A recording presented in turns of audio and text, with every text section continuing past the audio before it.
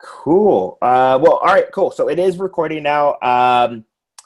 Thank you to everyone who is watching this. It is Wednesday, October 25th. I can't believe it's already the 25th of October. This year is flying by. And if you're watching the replay, we're happy to have you.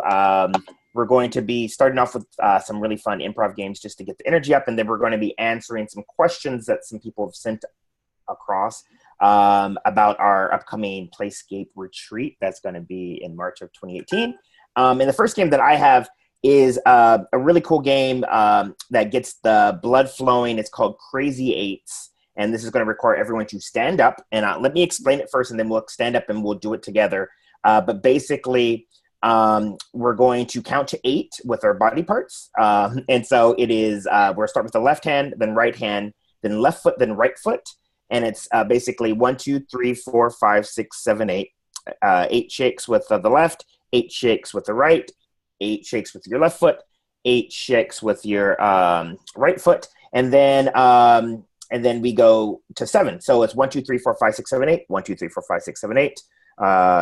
8, and then we count to 7. 1, 2, 3, 4, 5, 6, 7. 1, 2, 3, 4, 5, 6, 7, and so on until we get to 1. And then that game will be over, and you will feel excited, and blood's going to be rushing through you. And if you're watching this replay, I invite you to play it with us from the comfort of your own home, because it'll be fun. So is everyone ready? Ready. All right, cool. Let's stand up, and I'll count us off. Let me adjust my camera a little bit. All right. Here we go. In 5, 4, 3, 2, 1. Let's play. 1, 2, 3, 4, 5, 6, 7.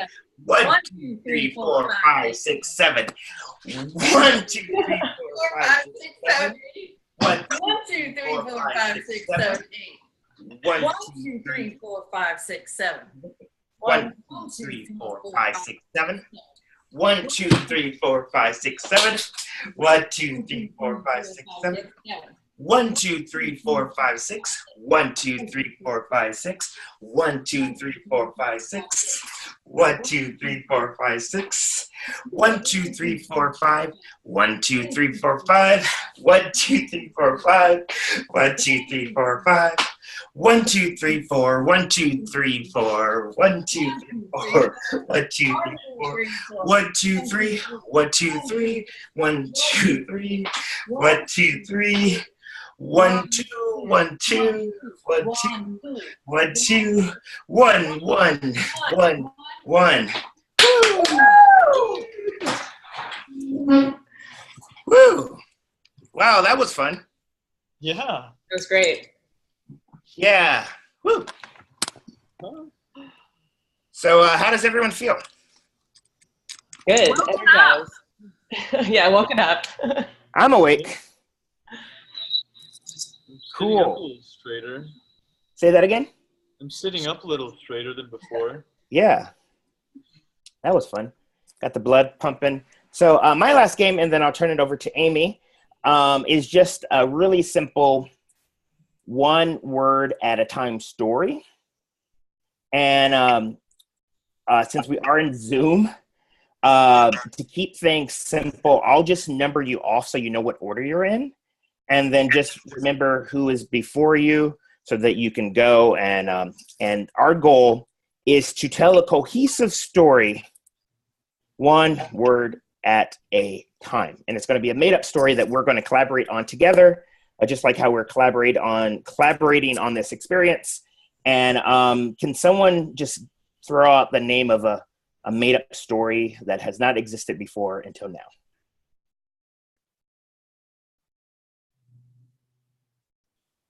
The Tale of the Purple Chipmunks. Cool, The Tale of the Purple Chipmunks. And so this is how the order is going to go. I'll go first, and then Shaz, you can go second, Okay. and then Mufa third, and then Amy will go fourth, clean up, and then it'll go in that order. Cool? Cool. And so this is going to be The Tale of the Purple Chipmunk. And it is 1 word at a time. All right, here we go. There Was A purple. chipmunk who loves peanuts and garbanzo. however The chipmunk Doesn't have any thing to eat today. until tomorrow. tomorrow Came sorry into A new store where there was a big organic garbanzo. bean.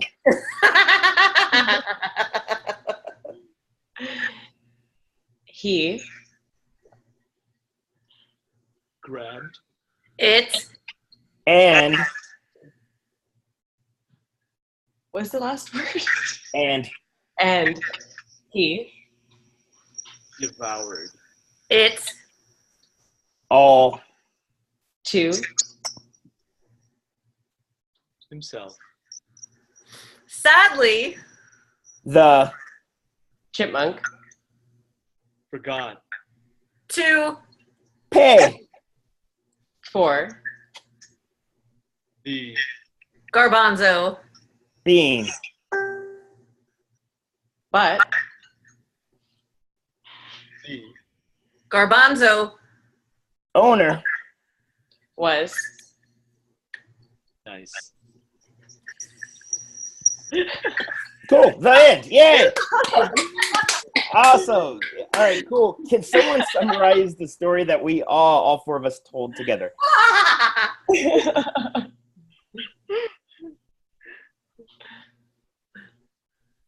Anyone? Can someone just summarize the story? Just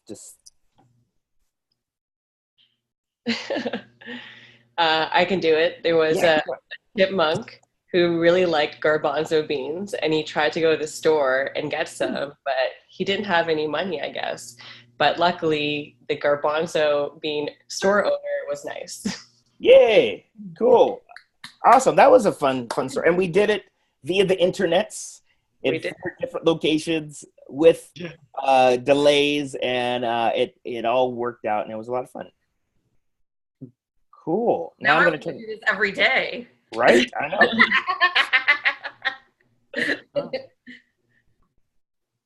Cool. Amy, what games do you have? I would like to do a little laughter yoga. Yeah, A little laughter yoga hello. How about that? that will be fun. Okay. So how this goes, it's going to be a little ho ho, ha ha ha. So the ho ho is a clap together, and the ha ha ha is a clap towards the screen. Make sense? Yes. Okay. And at the end, the way we wrap up is by doing this. Very good, yay. Okay. So when I start that, then we'll all do that together. Make Cool. sense? Makes sense. Okay. Ready? Ready. Set, go. Ho, ho, ha, ha, ha. ha. Ho, ho, ha, ha, ha. ho, ho, ha, ha, ha. ha. Ho, ho, ha, ha, ha. Ho, ho, ha, ha, ha. Ho, ho, ha, ha, ha. Ho, ho, ha, ha, ha. Ho, ho, ha, ha, ha. Ho, ho, ha, ha, ha. Ho, ho, ha, ha, ha. Ho, ho, ha, ha, ha. Ho, ho, ha, ha, ha. Ho, ho, ha, ha, ha. Ho, ho, ha, ha, ha. Ho, ho, ha, ha, ha. Ho, ho, ha, ha. Ho, ho, ha, ha. Very good, very good, yay. Yay. Very good, yay. Very good, yay. How's everyone feel? Good. That was fun. That was really fun. That's how we start our laughter yoga exercises. So we'll be doing a lot of that in Nicaragua. Yeah, I think the one thing for me, especially being like in a room by myself, at first it felt like kind of awkward, like ho ho ha ha, and after a while, like my body just like said all right, forget it. Like we're having fun, and then it was just like almost like a trigger of like once because it comes organic. So to address that awkward feeling, because that awkward feeling happens when you're in the group too, clasp your hands together in the way that feels comfortable and natural. Mhm. Okay, now move your hands apart and clasp your hands together the opposite way, the way that you have to think to get them there. So this is my analogy of laughter yoga, because in laughter yoga, we're asked to laugh for no reason. And so this feels awkward. So the beginning of a laughter yoga session is this, and then it turns into this. Because when you hear other people laugh, when you're around laughter, the laughter becomes organic, and then you are laughing for a reason, and it builds community. Yay. You know, I feel like that's a good metaphor for a lot of things, especially this experience. You know, for the people that are watching, you might like feel like a little bit uncomfortable, like, oh my God, are people going to like me? And yeah, it's like that whole like feeling like this, but it's just one of those things where you just let yourself just experience something. Yeah, it does feel uncomfortable, but after a while, it just becomes like sort of just how it is.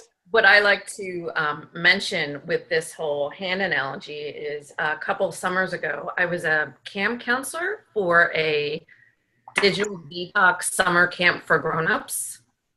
And it was 3 weekends in a row. And at the beginning, I was definitely the awkward phase. And even more powerful than this, turning into this, was the fact that this became the normal. This awkward existence became normal to the point that it almost didn't even need to turn into this, because all of us campers and counselors both were sinking into the discomfort and growing as a result of it. Nice. Cool. Amy, do you have another game? One more? Yeah. So let's do a little mingle dance Yay! style. We won't do the whole mingle dance. We'll leave people in a little bit of suspense. So if you want to stand up. And the mingle dance, for a little refresher and for everyone watching the recorded version, I'm even going to take off my shoes. Because, you know, mingling bare feet is even better. And the mingle dance goes like this, right? Mingle, mingle, mingle, mingle, mingle, mingle, mingle, mingle, mingle, mingle, mingle, mingle. So I'll let us all go at the mingle dance, and then I'm going to call freeze. And then I'll give you guys a little prompt, and we're going to do this as a group. Okay? Sound good? Yes. Okay, awesome. Here we go. Ready? Ready. Mingle, mingle, mingle. Mingle, mingle, mingle. Mingle, mingle, mingle. Mingle, mingle, mingle. Mingle, mingle, mingle. Freeze! Give everyone a high five.